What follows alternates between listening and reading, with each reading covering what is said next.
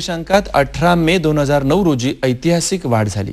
त्या वाढीनं आधीच्या वर्षभरात बाजारावर आलेलं मंदीचं मळब स्वच्छ झाल्यासारखं वाटू लागलं आहे। एकीकडे उत्साहाचं वातावरण आहे, तेव्हाच आता अभ्यासपूर्ण काळजीपूर्वक गुंतवणूक करावी असा गर्भित इशाराही बाजारानं दिलाय। दो पैसे कमवण्याचा सोपा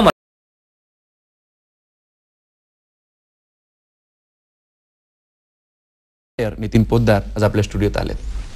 पोद्दार साहेब नमस्कार।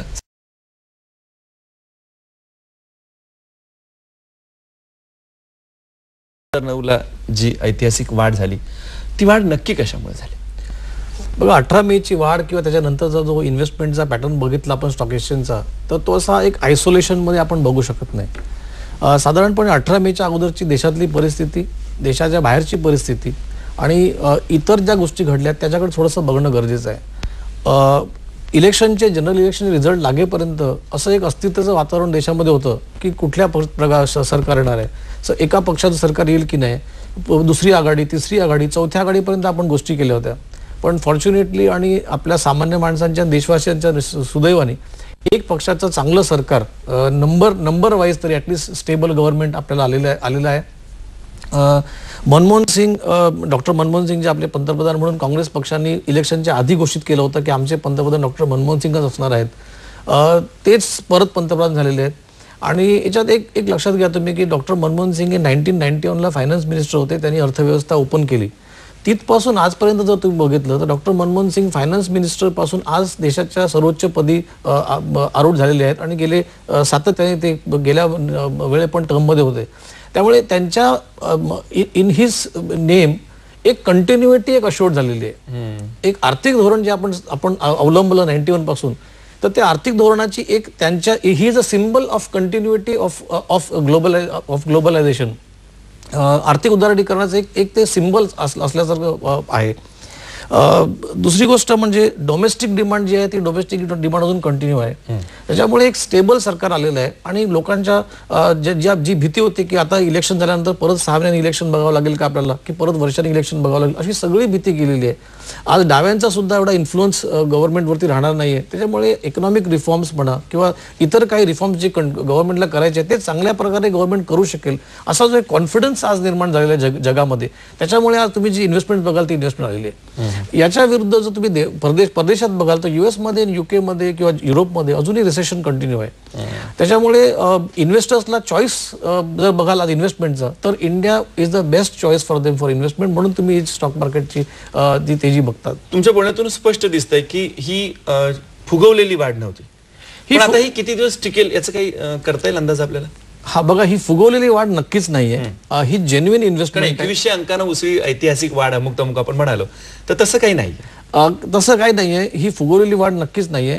इन्व्हेस्टमेंट झालेली आहे आणि इन्व्हेस्टमेंट काही स्पष्ट कारणांसाठी झालेली आहे की स्टेबिलिटी अश्युअर्ड आहे आज गव्हर्नमेंटकडून, इकॉनॉमिक रिफॉर्म्स कंटिन्यू होणार आहेत त्याचं अश्युरन्स एक आहे, डोमेस्टिक डिमांड आपल्याकडे डोमेस्टिक जी डिमांड आहे सगळ्या गोष्टीची ती कंटिन्यू मध्ये आहे। त्याच्यामुळे ही जी इन्व्हेस्टमेंट आलेली आहे ही एक चांगल्या उद्देशासाठी इन्व्हेस्टमेंट आलेली आहे। पण आता ही किती काळ कंटिन्यू राहील, it will all depend upon how the government is going to perform. आजच आपण बघितलं की सगळ्यात मोठं गव्हर्नमेंट, भरपूर प्रमाणामध्ये मंत्र्यांनी शपथविधी घेतलेली आहेत। तर not only the finance minister जे त्याचं बजेट कसं देतात ते त्याच्यावरती अवलंबून राहील, त्याच्यावरतीच नाही पण इतर मिनिस्टर्स, त्यांचे पोर्टफोलिओ, त्यांचे डिसिजन्स गव्हर्नमेंट कुठल्या प्रकारे कशा प्रकारे इम्प्लिमेंट करणार आहे, देशातल्या शेवटच्या माणसांपर्यंत जे निर्णय होणार आहेत ते निर्णय लवकरात लवकर अकाउंटेबिलिटीने पोहोचतील, त्याच्यावरती सगळं काही अवलंबून राहणार। कुठल्याही सरकारचं सारच जे काही गणित मोजायचं असतं प्रगती पुस्तक ते बजेटवर असतं, या बजेटने अपेक्षा वाढवून ठेवल्यात असं म्हणता येईल। इथे मला खरंच थोडीशी भीती वाटते की आणि आपण चांगल्या नोटनी म्हणजे गव्हर्नमेंट सुरू केलेलं आहे, पण मला मला सावधानतेचा असा एक पॉज घ्यावासा वाटतो की अपेक्षा दररोज वाढत आहेत। इंडस्ट्रीच्या अपेक्षा वाढलेल्या आहेत, शेतकऱ्यांच्या अपेक्षा वाढलेल्या आहेत, सामान्य माणसाच्या अपेक्षा वाढलेल्या आहेत, नोकरदार वर्गाच्या अपेक्षा वाढलेल्या आहेत, उद्योगपतींच्या अपेक्षा वाढलेल्या आहेत, सगळ्यांच्या अपेक्षा सगळ्या क्षेत्रामध्ये वाढलेल्या आहेत। एक फायनान्स मिनिस्टर एक जादूची काडी करून देशाची कंप्लीट आर्थिक स्थिती बदलू शकत नाही। इट विल डिपेंड अपॉन इतर मिनिस्टर्स, त्यांचे पोर्टफोलिओ कसे, त्यांचे डिसिजन्स कसे घेतात आणि मोर दॅन डिसिजन्स ते डिसिजन्स इम्प्लिमेंट कसे होणार आहे आणि त्याची अकाउंटेबिलिटी कोण घेणार आहे। कोणीतरी 1 वर्षानंतर 1.5 वर्षानंतर 2 वर्षानंतर सरकारला विचारणार आहे की बाबा तुम्ही जे निर्णय घेतले ते कितपत म्हणजे इम्प्लिमेंट झाले, त्याच्यावर सगळं काही डिपेंड करेल. आज आपण पाहतोय की खूप मोठ्या प्रमाणावर नवीन गुंतवणूकदार या शेअर बाजाराकडे आकृष्ट होतो. जो कधी शेअर बाजाराचा विचारच करत नव्हता तो माणूस सुद्धा आज शेअर बाजारामध्ये आपण थोडं करून असावं असा विचार करू लागलेला आहे. तर ह्या नवीन गुंतवणूकदाराला एक जरा काही ते सांगा की ह्या शेअर बाजारातल्या चढ उतारीचं त्यानं कसं पाहावं त्याच्याकडे. बघा, नवीन गुंतवणूकदार जे असतील त्यांचं शेअर बाजार कधी स्वागतच करेल. पण नवीन गुंतवणूकदारांना मी एवढंच सांगेन की स्टॉकचा सेन्सेक्स बघून वरती खाली गेला तर भीतीने इन्व्हेस्ट करायचे नाही आणि खूप वरती गेला म्हणून आज घेता येत नाही स्टॉक, अशी परिस्थिती आणू नका.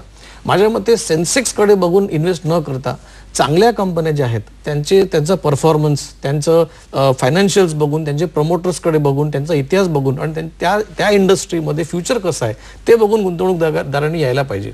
कंपनीच्या अभ्यासापेक्षा साधारणतः भावनिक आंदोलनावर शेअर बाजार डोलत असतो, तर त्यातून मग घबराट निर्माण होते, कधी कधी आनंदाचं वातावरण निर्माण होतं.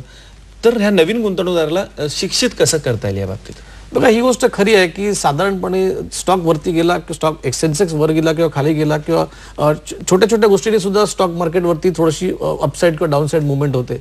तर मी म्हणेन की स्टॉक मार्केटच्या सेन्सेक्सकडे बघण्यापेक्षा परत मी रिपीट करेन की कंपन्यांचा अभ्यास करणं गरजेचं आहे. त्याच्यासाठी आता तुम्ही बघाल तर वृत्तपत्रांमध्ये आर्थिक विषयाच्या बऱ्याच पुरवण्या हल्ली येत आहेत. बरंच आर्थिक विषयावरती लिखाण होतं, तुमच्या दूरदर्शन चॅनल्सवरतून सुद्धा आर्थिक विषयाचं ज्ञान दिलं जातं. तर मला असं वाटतं की सामान्य माणसांनी राजकारणामध्ये इंटरेस्ट घेण्यापेक्षा थोडंसं आर्थिक विषयाचा जर अभ्यास केला किंवा त्याच्याबद्दल जरा लेख वगैरे किंवा आर्थिक विश्लेषण वाचलं तर मला वाटतं की 2 पैसे त्याच्या खिशात जास्त जातील. तुम्ही मगाशी म्हणाल की डाव्या पक्षांचा आता अडथळा नसेल, त्यामुळे आर्थिक सुधारणांना आता बऱ्यापैकी वेग येईल. पंतप्रधानांपासून सारेच त्याचा उल्लेख करतायत वारंवार. ही वाढ जी परदेशी गुंतवणूकदारांची येऊ घातलेली आहे ती वाढ कितपत योग्य आहे?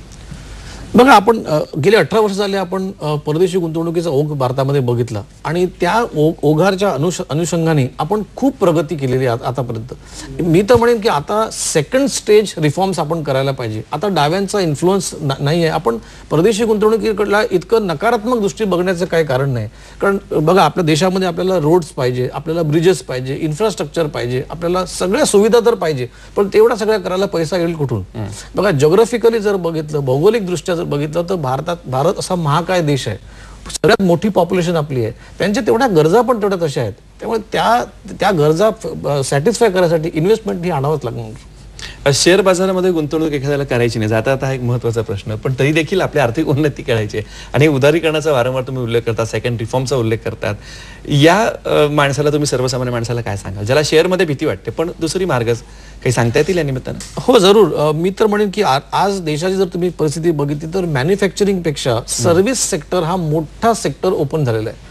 जर सामान्य माणसाला शेअर मार्केटमध्ये गुंतवणूक करायची नसेल तर त्यांनी स्वयंरोजगारांकडे सर्व्हिस सेक्टरमध्ये, जसं मॅन्युफॅक्चरिंगमध्ये तुम्हाला भांडवलीची मोठी गुंतवणूक करावी लागते, सर्व्हिस सेक्टरमध्ये सगळ्यात मोठी गुंतवणूक असते ती त्याची कल्पकता, त्याची मेहनत आणि त्याची the more you can work. मला असं वाटतं की सर्व्हिस सेक्टर हा एक मोठा सेक्टर ओपन झाला आहे. सामान्य माणसाला जर स्टॉक मार्केटमध्ये स्टडी करेपर्यंत वेळ लागणार असेल तर त्यांनी सर्व्हिस सेक्टरमध्ये काम करून स्वतःची उन्नती करायला पाहिजे. अगदी अगदी.